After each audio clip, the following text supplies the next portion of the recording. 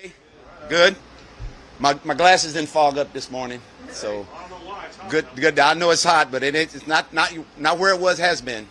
David, how's Bradley Roby doing? He's probably COVID list yesterday. He's been on the COVID list, and he's doing fine. He hasn't had really any serious symptoms, but he's had basically, it affects guys differently, and he's been doing fine, and hopefully we'll see how he's doing each day to day with him. How's Akins, same thing. He's coming along pretty well with it. We're not really sure how long it's going to be before he's back in action again, but he's doing good right now. I'm not really sure yet at this point. It's a little early. We expect him to be, but we'll see. Talk about Max Sharping, who's going back home to Green Bay and keep playing with both guards. Well, you know what? Max is excited. He's had a good camp to this point. He's been doing excellent, with what we've asked him to do. And, again, it's preseason, but he's going back. And, that's always exciting for them. But, again, we're in that mode right now where we're trying to find out what the best combination for us is. And he's part of that deal right now. And he's been doing well for us to this point. Maybe this is the last time we're going to talk to you before the game. This is the last time we're going to talk to you before the game. Can you give us some indication of how you're going to rotate the players, ones and twos and threes? Well, we're going to discuss that after practice today. Do you think that Terod needs, with only 3 preseason games, that he needs to play in all 3? Well, we'll see. We're not really sure yet how we're going to do that. We're going to talk about that today, and kind of take it one week at a time as to see what we need to do in that situation. With the change from 4 preseason games to 3 this season, do you change anything as far as how you do things? Well, not really. The thing that will happen is because we will end up having that extra week that normally would be a preseason game, that week is still there. So instead of playing a preseason game, we'll be practicing against ourselves, which gives us the time to really do the same things that you would do if you were playing 4 preseason games, except you'll be doing it against yourself. Would you treat that second game, though, kind of more as teams used to treat the third one in terms of how much the starters play and stuff like that? Well, we're not really sure yet how we're going to do that. We're going to make that decision going from week to week, but not having the 4th preseason game, we got to decide which one that we feel like would be best for us in the situation that we're in to use that game as a rehearsal for going into the season. You mentioned a couple of days ago it was like the first time you left the field, like this is what I wanted to see.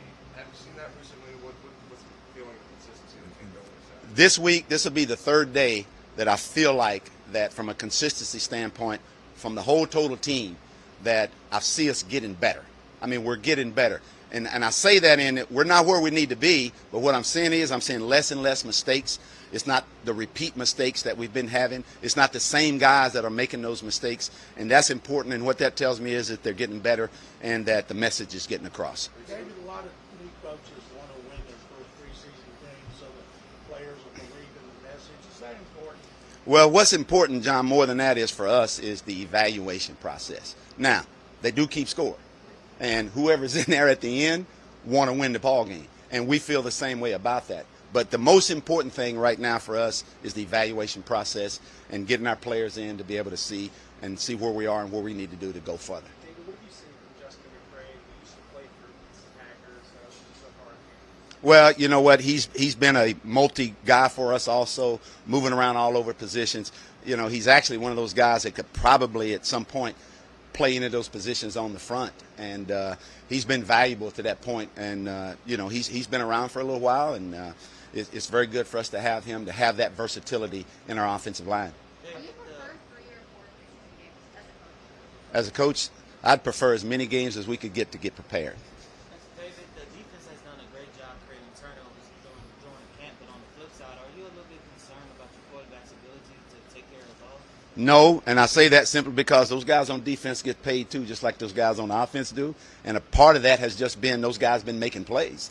It hasn't been because we've made a bad throw, or a lot of those have been because they've made good plays. And that's encouraging to see, and that's always a positive when you see that happening. Hey, guys go on and off. You guys have had guys go on and off the COVID reserve list. I mean, when you're trying to figure out who makes and who doesn't, how does that complicate things? Hey, listen, when we wake up every day and we go on the field, the guys that are there to be able to play, we play with them, we practice with them, and then we just take it day to day, and we just go with the guys that are out there. David, is there a guy on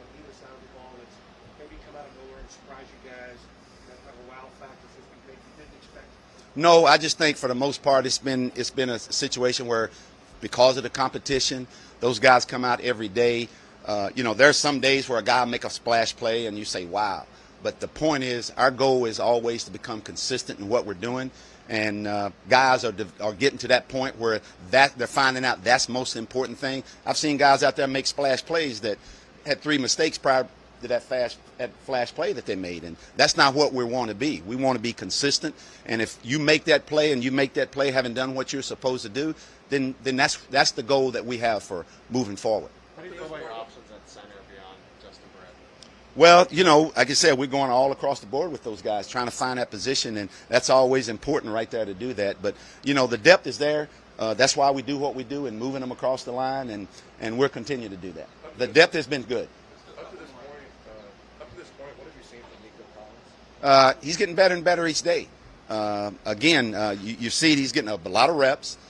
He's been getting a lot of opportunities to make some plays. He's been making some he hasn't been making, but he's improving each day. And he just needs to continue to do that and learn what we're doing, and he's getting better at doing that. Hey, David, Vernon Hargraves, what did you think of his interception yesterday? What did I think of it? I'm glad he got it. It was the Texans getting it, although we were on offense throwing that play to him. But I was glad to see that happen, and because of the situation at that point, we're at the end of the game. It was one of those situations where it stopped the drive. And going back to the question you asked earlier about, when you see interception and those kind of things, that was a situation where, hey, look, we either have a touchdown or the game's over, and guy made a play. Coach, I know this is your first preseason game, but in the back of your mind, are you thinking about what you're going to have to say to some of these young men at the end of training camp, how it's going to affect their livelihood not having them on this roster? No, they all know what this is all about. Everybody that comes into this situation know exactly what it's about. And the thing about that is that we know we can't keep everybody on this team, but just because you don't make this team doesn't mean there's not an opportunity somewhere else for you to make it. Thanks, Coach. You're welcome.